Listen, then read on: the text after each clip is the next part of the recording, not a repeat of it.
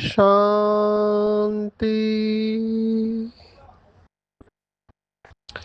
आज 5 दिसंबर 2025 भारत में शुक्रवार है। Today is 5 December 2025 and it's Friday in Bharat.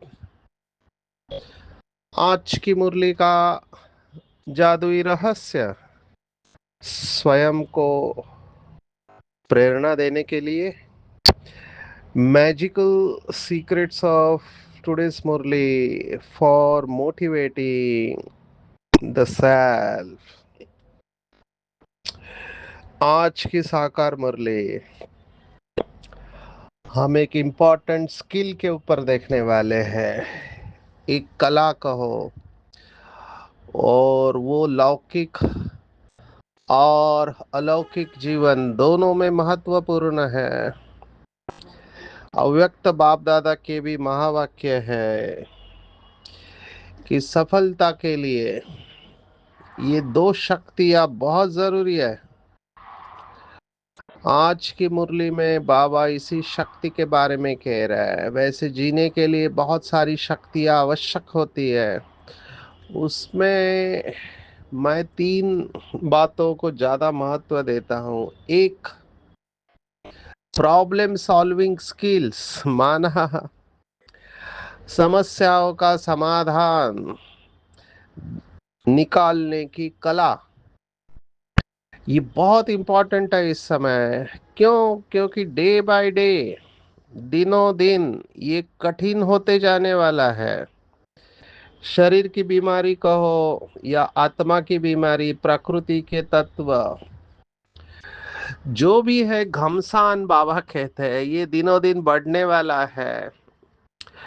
तो प्रॉब्लम्स तो आएंगे, आह्वान नहीं करना है, लेकिन आएंगे। लेकिन उसको मैनेज करने की स्किल, ये बहुत बड़ी स्किल है। ये बहुत जरूरी है वर्तमान समय। दूसरी स्किल है लेट गो करना। मैं इसको सेशंस में मैं यही बताता हूँ कि आध्यात्मिकता माना, साधना माना, उन सब बातों को छोड़ देना जिनसे कुछ भी प्राप्त नहीं होने वाला है। बाबा के शब्द है, पास्ट इज पास्ट। लेकिन मनुष्य पास्ट को भूलता नहीं है। अभी पास्ट में अच्छी भी बातें होती है, लेकिन मनुष्य वो अच्छी बातों को याद करने के बजाय जो अच्छी नहीं हुई है उसको याद करते रहते हैं और दुखी होते हैं। तो कई लोग लेट गो नहीं कर पाते। स्पिरिचुअलिटी माना लेट गो करना, आर्ट ऑफ लेटिंग गो। पर क्या लेट गो करना है और क्या होल्ड ऑन करना है, माना क्या पकड़ना है और क्या छोड़ना है, इसके लिए आपके अंदर बहुत अच्छी परखने की शक्ति चाहिए। नहीं तो जिसको पकड़ के रखना है उसको लेट गो करेंगे, और जिसको लेट गो करना है माना छोड़ देना है, उसको पकड़ के रखेंगे तो भी दुखी होने वाले हैं। और तीसरी जिसके ऊपर आज की मुरली है वो है जीवन का आधार, मनुष्य जीवन। माना मैं एक शब्दों में कहता हूँ, डिसीजन पावर, निर्णय शक्ति। बहुत बड़ा सब्जेक्ट है ये, अष्ट शक्ति में से एक शक्ति है। अंग्रेजी में एक कहावत है जो मुझे बहुत पसंद आती है, क्योंकि वो एम्पावर करती है, शक्तिशाली बनाती है। तो अंग्रेजी में ऐसे कहते हैं, लाइफ माना जीवन, life is a series of choices we are making at every second. जीवन माना हर क्षण हम कुछ चुनाव कर रहे हैं। अभी होता क्या है, मोस्ट ऑफ द टाइम हमारे जो चुनाव होते हैं इस समय कलयुग में अनकॉन्शियस एंड ऑटोमेटिक होते हैं। माना बेहोशी के हालत में हम चुनाव करते हैं, पुरानी आदतों के आधार पर चुनाव करते हैं। हमारा एक एसएमएल का कोर्स चलता था, बहुत फेमस था बिजनेस इंडस्ट्री विंग का। और हमारे विदेश के मैनेजमेंट कंसल्टेंट, मैं उनको हमेशा अप्रिशिएट करता हूँ, उन्होंने हमारी सभी बहनें जो अभी स्पीकर बनी है उनको ये सिखाया। वो है हमारे Brian, brother Brian, brother Mark. ये लोग मैनेजमेंट कंसल्टेंट थे। और हमारे ब्रदर केन भाई जो ब्राजील के हैं, मार्क भाई फ्रांस के, और ब्रायन भाई मुझे तो एग्जैक्ट पता नहीं पर ब्रिटिश, लेकिन अभी मियामी में है ऐसे मैंने सुना। तो इन्होंने, ये लोग फॉर्च्यून 500 कंपनी के कंसल्टेंट, ब्रायन भाई आप सोचो वर्ल्ड के लेवल की आत्मा है, बाबा के बच्चे बने, बहुत प्रिंसिपल वाले, बहुत सिंसियर। तो उन्होंने एक कोर्स बनाया SML, self management leadership training, जो बहुत प्रसिद्ध हुआ, आज भी शायद चलता होगा बिजनेस इंडस्ट्री के द्वारा। तो उसमें एक कोट आता है, एक वाक्य आता है, बहुत सुंदर है। वो कहते हैं अंग्रेजी में कि if you think what you always thought, you will do what you always done, and if you do what you always done, you will get what you always got। माना आप वही सोचोगे जो हर बार सोचते आए हो, तो आप वही करोगे जो हर बार करते आए हो। और अगर आप वही करोगे जो हर बार करते आए हो, तो आपको वही मिलेगा जो हर बार मिलते आया है। अब ये बहुत गहरा वाक्य है। इसका मतलब अगर आप स्टकअप है, आपके साथ वही हो रहा है बार बार जो आप नहीं चाहते हो, इसका मतलब आपके सोच में वो वही बातें आप सोच रहे हैं अभी तक, सिर्फ वो अनकॉन्शियसली हो रहा है। इसलिए हम अभी कई बार सेशन लेते हैं कॉन्शियस लिविंग। जागरूक हो जाओ, उठो और अपने पैटर्न्स को समझो, अपनी वृत्तियों को पहचानो कि मैं कितने सारे डिसीजन, कितने सारे निर्णय मैं नींद में लेता हूँ, माना बेहोशी के हालत में लेता हूँ। अभी गुस्सा ये भी बेहोशी है। आध्यात्मिकता का एक ही टारगेट है कि जो बेहोश है उसे होश में लाना। गुस्सा, even all voices for that matter, ये सब अनकॉन्शियस स्टेज में होते हैं, आप कॉन्शियसली नहीं कर सकते। ये सब पैटर्न्स है, माना हमारे अंदर वृत्तियां है, या आज की भाषा में कहो तो न्यूरोप्लास्टिसिटी, ब्रेन में ये रास्ते बने हुए हैं। कोई रिजिड है, कोई एडमेंट है, माना अभी एडमेंट शब्द भी ऐसा है कि उसकी पॉजिटिव साइड है दृढ़ता, हिंदी में कहते जिद्दी स्वभाव है। वो अपना स्वभाव बदलने को तैयार नहीं, क्योंकि उस आत्मा को लगता है यही जीने का सही तरीका है, दूसरा है ही नहीं। आपको अपनी एनर्जी को वेस्ट नहीं करना चाहिए, उस आत्मा को उस हालत पर छोड़ देना चाहिए। मेरे पास कितने सारे एडिक्शन के केसेस आते हैं, ऑलमोस्ट एवरी डे मुझे फोन आता है, मैसेज आता है। अभी वो आत्मा चाहती ही नहीं नशा छोड़े, फिर वो शराब का हो, फिर वो तंबाकू का हो, ड्रग्स का हो, या आजकल मोबाइल का हो। सबसे सूक्ष्म नशे तो बाबा ने कहा पोस्ट पोजीशन का नशा, ये भी नशे ही है, पावर का नशा होता है। तो ये छूटता नहीं है, क्योंकि इसमें कुछ प्राप्ति हो रही है। तो ये सब डिसीजन के आधार पर होता है। कहने का मेरा भाव था कि हम हर क्षण निर्णय ले रहे होते हैं। देखो, अमृत वेला करना नहीं करना ये डिसीजन है, मुरली क्लास में जाना नहीं जाना ये डिसीजन है, एक्सरसाइज करना न करना, फिजिकल एक्सरसाइज, ये भी डिसीजन ही है। ऐसी चीजें खाना जिससे कि हमको बीमारी हो सकती है, ये भी डिसीजन है। हर बात आपका निर्णय है। चार्ट रखना या न रखना ये भी एक निर्णय है। तो मुझे क्यों ये इम्पोर्टेंट लगा, क्योंकि देखो मैनेजमेंट में भी कहते हैं, even for that matter Mahabharata, Mahabharata के बारे में ऐसे कहा गया है कि जो महाभारत में नहीं है वो दुनिया के किसी भी किताब में आपको मिलेगा नहीं, क्योंकि महाभारत में सब कुछ आ गया है। अगर एक तरह से देखा जाओ तो पूरी कहानी भारत के ऊपर ही है, तो भारत की कहानी के साथ पूरा विश्व जुड़ा हुआ है, तो ये बात परफेक्ट है। संस्कृत का श्लोक है, वैसोच्छिष्टम जगत सर्वम।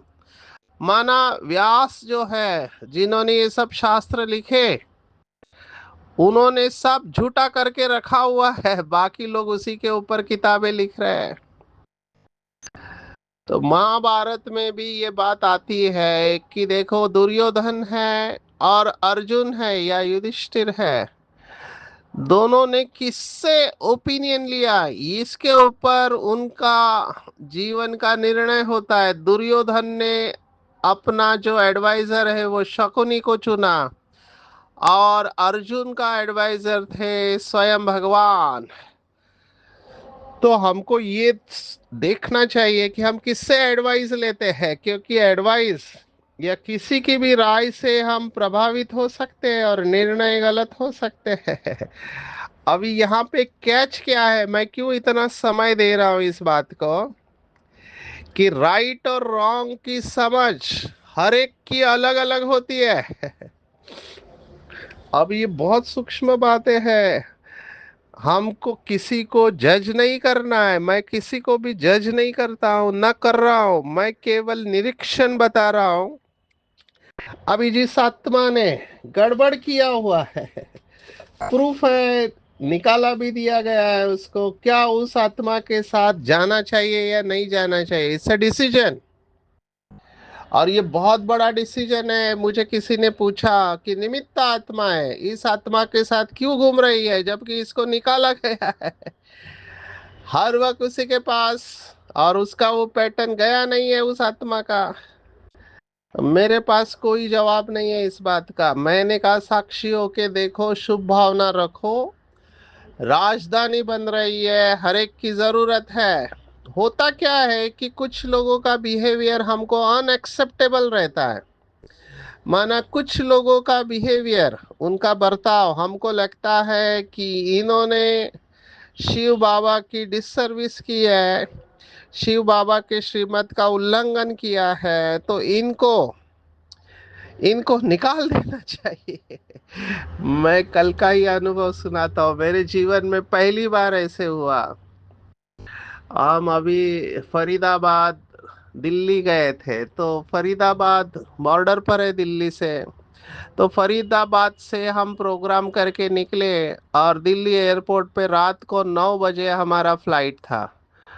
अभी डायरेक्ट प्रोग्राम से भागते हुए निकले, ट्रैफिक में भले अटक गए, लेकिन हम 8 बजे पहुंच गए, फ्लाइट 9 बजे की थी।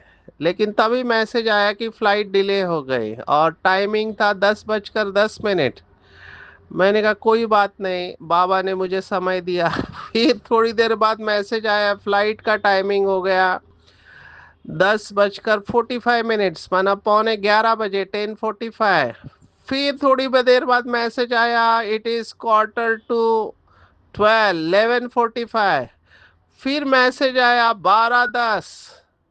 फिर मैसेज आया 12:30 बजे।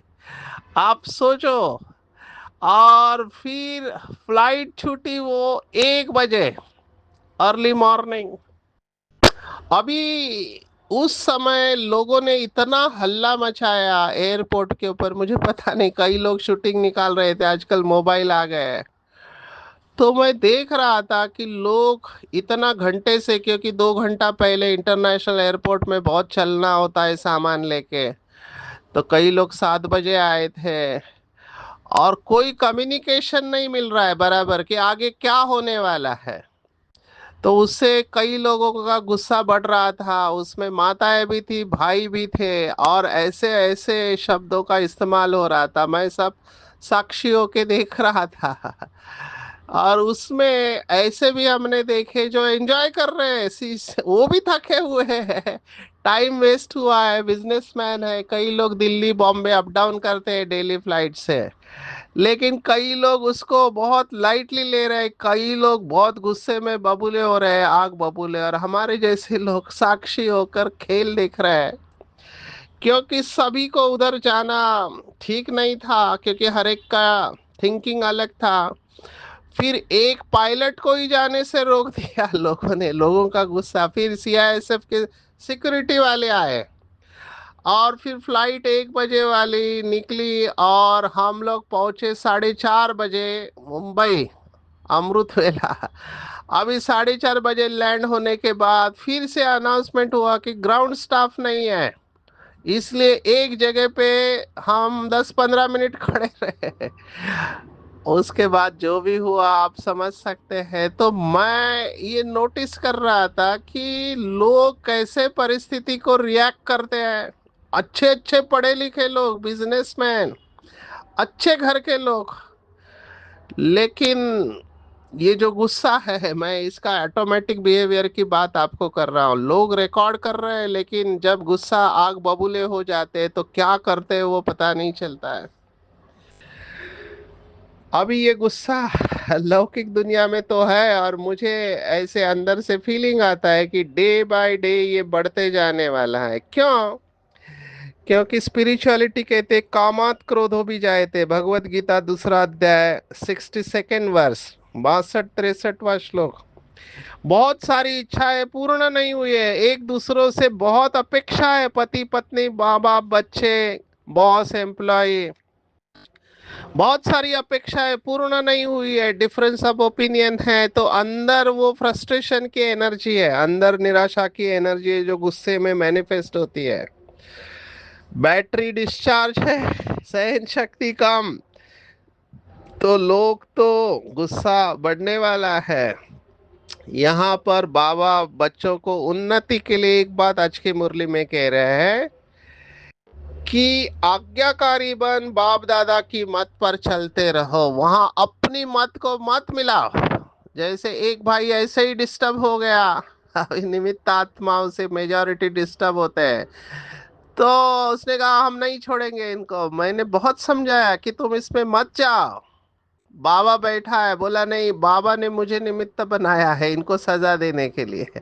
आप सोचो थिंकिंग कैसे बदल जाता है। मैंने कहा कौन से मुरली में कहा है? बोला नहीं, जो गलती को सहन करना करता है वो भी पापी है, हमको चुप नहीं बैठना चाहिए, हमको एक्शन लेना चाहिए।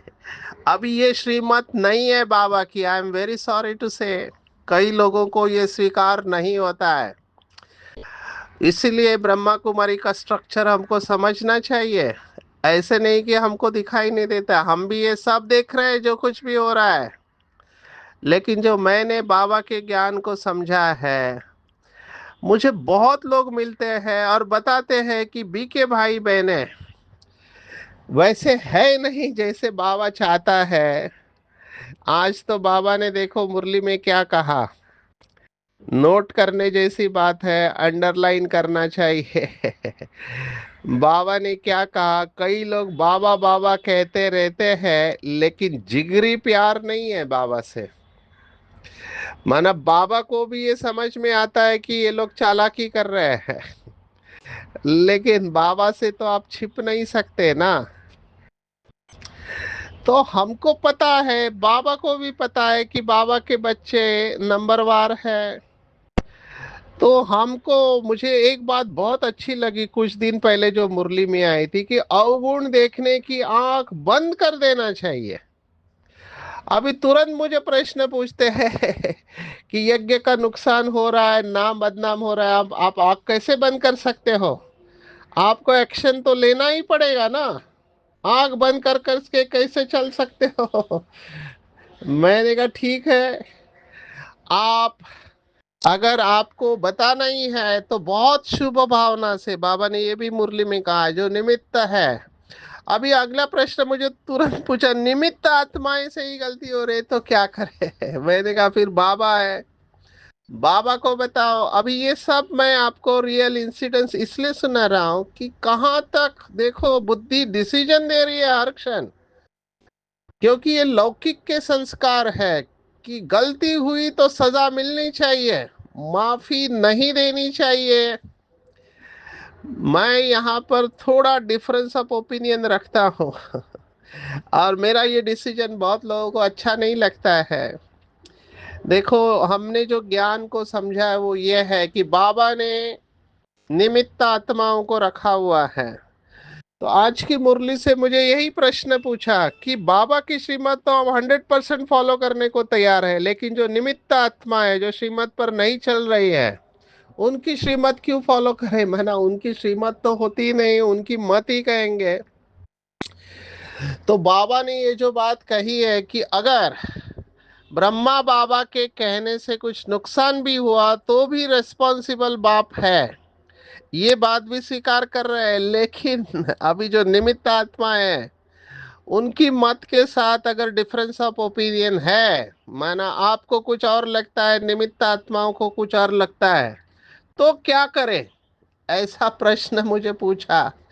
क्योंकि बाबा ने मुरली में कहा है अगर निमित्त आत्माओं से भी कोई गलती होती है तो भी जिम्मेवार बाबा है। ये यहाँ तक बाबा ने कहा हुआ है। देखो बाबा निमित्त आत्माओं को कितना सपोर्ट करता है, क्योंकि बाबा को पता है कलयुग का अंतिम समय है बैटरी फुल डिस्चार्ज है तो लोगों से गलतियां हो रही है। तो फिर निमित्त आत्माएं भी है उसमें, सभी नहीं कुछ है। तो कई लोगों का ये जो भाव है इन आत्माओं के प्रति वो शुभ नहीं रहता है और वहां पर फिर बहुत खींचातान होती है। इसलिए शायद बाबा ने ये टारगेट दिया कि निर्विघ्न सेंटर होना चाहिए। निर्विघ्न सेंटर अभी ये सब डिसीजन के साथ जुड़ा हुआ है। तो मैं तो बाबा की श्रीमत को लेकर इसीलिए चलूंगा क्योंकि भगवान वाच है कि अगर निमित्त आत्माओं से भी गलती होती है तो जिम्मेवार बाबा है। अगर हमको लगता है गलत हो रहा है तो मैं कहूंगा हम ड्रामा के अभी उस मोड़ पर है कि हमको ये वाक्य को आप लिख लेना बड़ा करके, हमको किसी के भी हिसाब किताब में इंटरफियर नहीं करना चाहिए। कुछ भी हो, हमको किसी के भी हिसाब किताब में इंटरफियर नहीं करना चाहिए। बाबा के बच्चे समझदार है जो मुरली सुनते हैं, जो कर्मों की गुह्य गति जानते हैं। मैं अपना सामान लेकर चलता हूँ कि मैं ईश्वरीय फायर ब्रिगेड हूँ। आग लगी है तो मैं ये प्रश्न बिल्कुल नहीं पूछूंगा किसने आग लगाई, क्यों लगाई, ऐसे आग थोड़ी लगाते। आग लगी है, मेरा काम है पानी डालना, क्योंकि मैं बाप समान आत्मा हूँ। तो यज्ञ बाबा का है, बाबा ने इसकी स्थापना की है, बाबा ने मुझे निमित्त रखा हुआ है। निमित्त केवल टीचर्स बहने नहीं है जो समर्पित है। मैं तो बेहद में यही सोचता हूँ कि बाबा का हर बच्चा, फिर वो कहीं पर भी है, वो निमित्त है।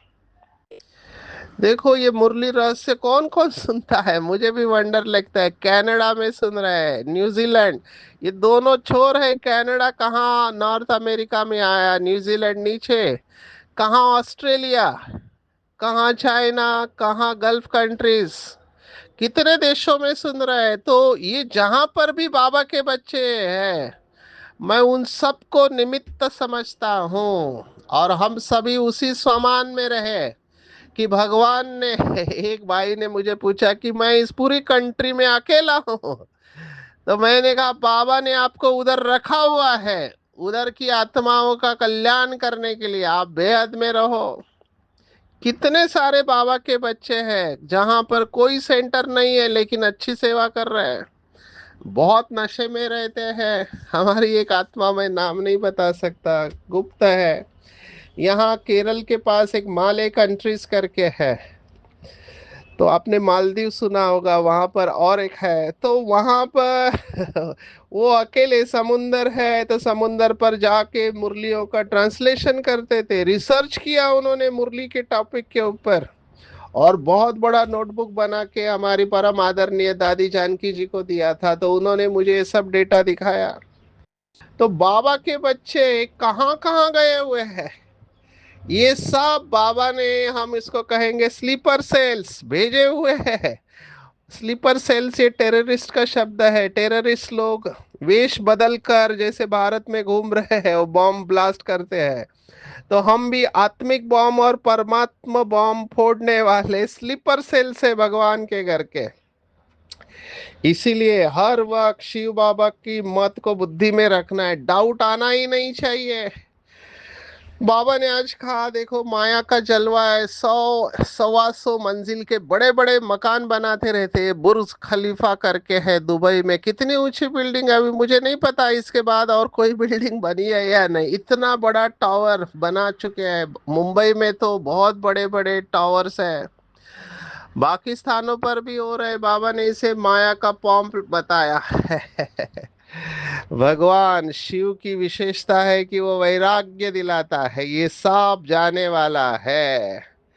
आज नाम के ऊपर भी कहा है, ब्रह्मा नाम तो फीमेल का भी है, नाम ही खुट गए। बाबा ने कहा नाम ही कम है, क्या क्या नाम रखते हैं। अभी मैं दिल्ली से आया तो दिल्ली में मेट्रो स्टेशन का मैंने नाम देखा, फौज खास। मैंने कहा ये क्या है, मौज खास या फौज खास, ऐसे कोई विचित्र नाम है, शायद उर्दू नाम है, हम नहीं जानते। तो नाम अलग अलग है, इतनी सारी भाषा इस समय पूरी दुनिया में है। तो बाबा आज प्रजापिता शब्द को ऐड करने को कह रहा है। दूसरी बात बाबा ने कहा, मूंझना नहीं है, निश्चय पक्का रहना चाहिए। अभी तो अच्छे अच्छे बाबा के बच्चे, मैं देख रहा हूं, नाराज नहीं होना, कुछ भी हो जाए, कितनी भी बड़ी पेपर आए यज्ञ के ऊपर, डाउट नहीं क्रिएट करना है। क्योंकि जिन बच्चों ने डाउट क्रिएट किया कि भगवान का घर है, इधर भी ऐसे होता है, ये लोग बाबा का हाथ छोड़ के चले गए। ये हमारे आदरणीय, परम आदरणीय गुलजार दादी जी को पूछा था कि आगे चलकर नंबर कैसे बनेंगे। देखो कितने साल पहले दादी ने कहा कि आगे चलकर यज्ञ में ऐसी बातें होगी कि आप देखेंगे बाहर तो गड़बड़ है, इधर भी गड़बड़ है।